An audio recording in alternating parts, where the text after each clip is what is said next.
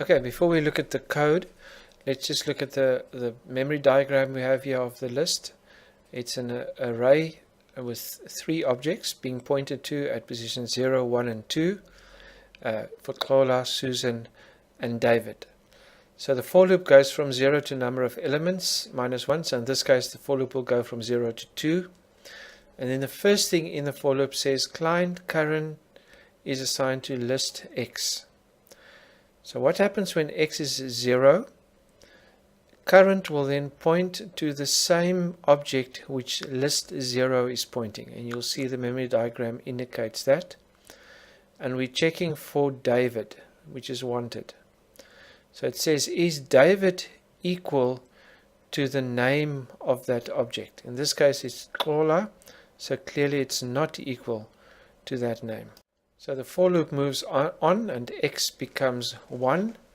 So now it says current is assigned to list 1. So current now points to the same object which list 1 is pointing to.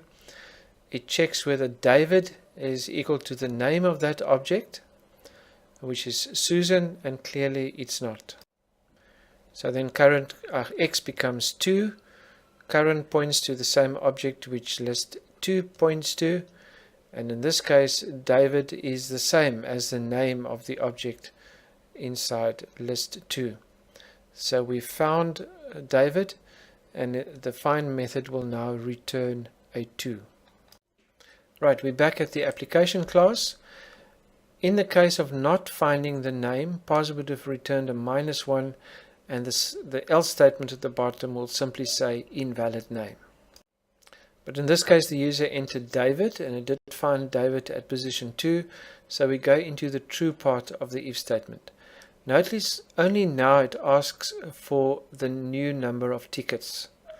The reason for that is if the name was not found, then asking for the number of tickets would have been irrelevant. So we only wait until we know that name will be found until we ask the user for the number of tickets. Let's assume the user enters a 6. Remember, David was found at position 2, so the variable pos has the value 2. And now we again have this concept of current pointing somewhere, and in this case current points to list pos. So current points to the object where David was found.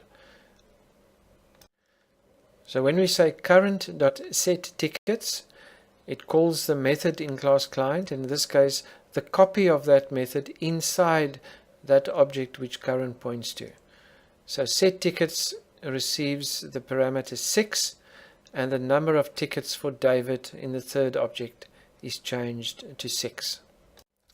The next task that this prac must do is to add new tickets for a client.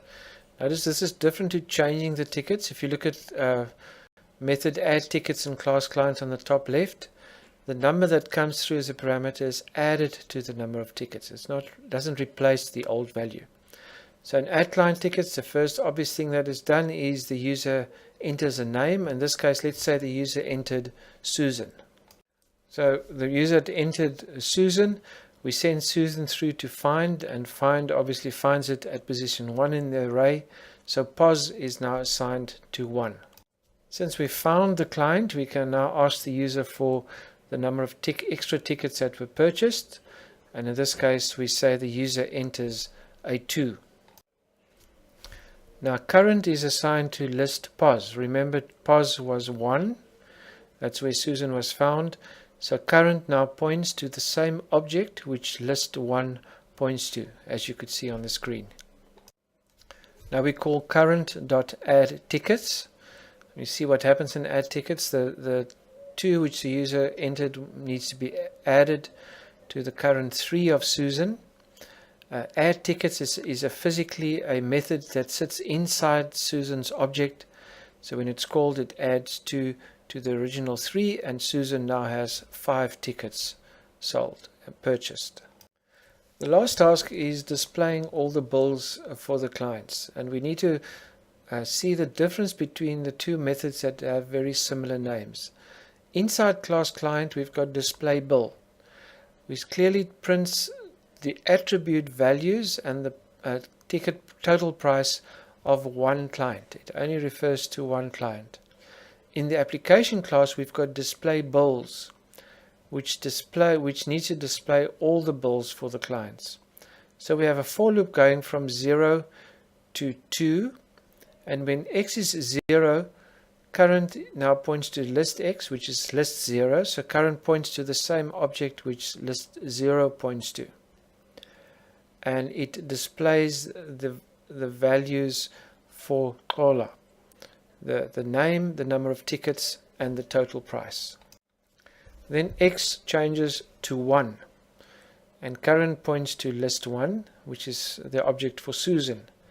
When you say current.displayBill, it calls the method inside that object which displays the values for that specific object. So now it displays Susan, 5, and 375. Lastly, x becomes 2. It points to the last object, or the object which list 2 points to. It calls the method for that object displayBill, and which displays the values for the last one, David, 6, and 450.